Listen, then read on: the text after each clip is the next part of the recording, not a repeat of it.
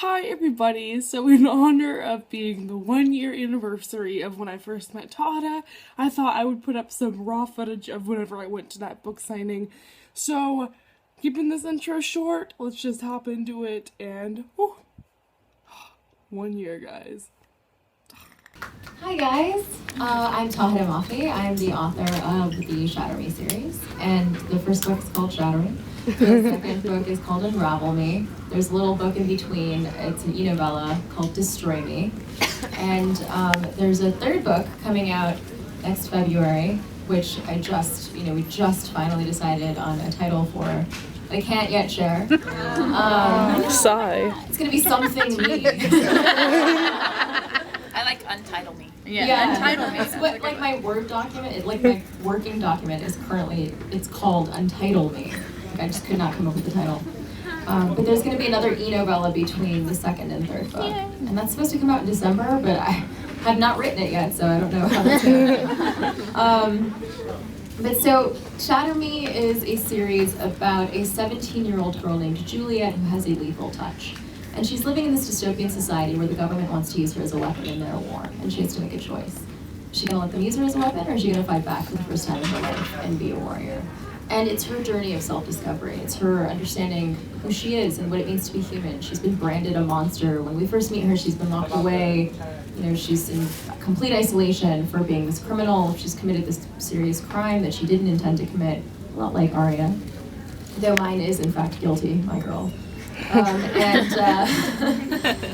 And she's sort of horrified about it. But so she thinks she's a monster, and she thinks she's this person who's like unfit to live, and she has to work through that and find herself. And there is, of course, a boy. There's lots of romance, lots of kissing, and a story about a girl who can't touch anyone. And that sort of develops quite a bit. And that's and then in Unravel Me, the story picks up. She's ready to figure things out a little bit more. And then in the third book, she's like, screw everything. I'm just gonna kick everyone's ass. So. That's not coming out until next year. We're aspiring authors, and what we want to know is, how do you write a scene like that and then face your mother and your brothers the next day? That's a great question. Between Juliet and Warner, and right. Chapter 62. So I'm not even kidding. I just was like at my parents' house, and my brother was there, and my mom asks my brother, like, did you read chapter 62? And he's like, no. And she's like, I couldn't either. This whole thing, and I was just like, oh my god, like seriously. And like my brothers, there's like this really awkward, I like to tell this story a lot, awkward moment. Thanksgiving was super awkward, lots of conversations with my brother were super awkward. So, spoiler as a result of this, spoiler alert, like, for those of you who haven't read the series, Adam, the main love interest in the story, has a bird tattoo on his chest. My brother has a bird tattoo. And it was very much like lifted from I loved his tattoo, it was so beautiful, and I was like, it's like inspiring, and he was like, ew! What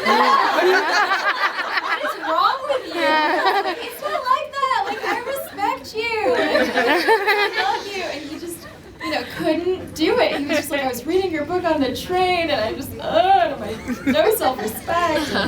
So it was like, it's been really difficult, like my family's like, but my sister.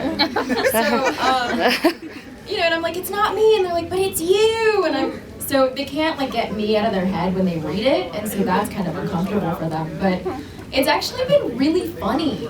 Like, it's just been like really interesting. But I think my mom gets a kick out of it. Like, she doesn't really understand a lot of the like how dirty some things can be, like the titles and stuff. Like, she kept suggesting titles for the third book to me, like, you should call it Caress Me. She's like, that's like the soap, it's clean, right? Like, I swear to God, my mom says these things to me. Like, caress, like she's like, it's like a body wash. Like, I'm like, that's even dirtier. So, I mean, she was like, unshackle me, and I'm like, these are the conversations that happen in my family. And I'm just like tweeting everything. I'm like, and she's like, what are you doing? I can't trust you. You put everything I say on the internet. So, it's just, I can't really face them with a straight face, but it's been a lot of fun. Also, I just have to say, when you first said you guys were aspiring authors, I thought you said surviving authors. And I was going to say, like, preach. Yeah. So, also, I want to point out one other thing that, like, we've done 2 other stops so far, and like the first questions at each stop were like about like Juliet's sex life. Every time. It's really interesting. I was like waiting for this. I think that Warner's considered a side character anymore. No. So maybe After chapter 62. I was like, what the hell is chapter 62? Okay. I'm sorry. We're gonna hide. No. No, it's great. Chapter 62. I think so, discounting Warner. Probably, definitely Kenji. He absolutely surprised me, actually. I didn't, like, when I was writing the first book, I was like, where'd this guy come from? And then he just was like, I'm staying! And I was like, okay. And he turned into, like, his character. I mean, a lot of people ask, like, are your characters inspired by people that you know? And my answer is almost always absolutely not. I think, the characters that we write are partly inspired by people we know or by ourselves, who we are, or things that we've experienced. But really and truly, Kenji's voice is absolutely the amalgam of my older brothers. Like, he is their voice. Like, talking to Kenji is like, it's the way that I talk to my brothers. So, and actually there are things that he says that I lifted directly from conversations I've had with my brothers.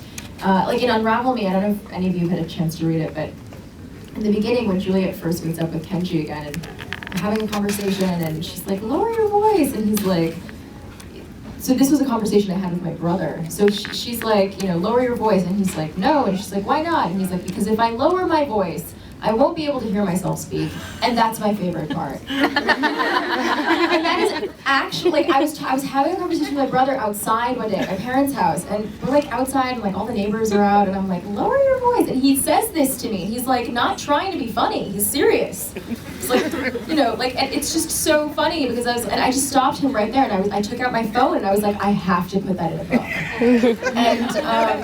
And I did, and he's like so cocky about it now. He's like, yeah, I'm in your book. Like, so, Is that the one with the bird on his chest? No. Different one.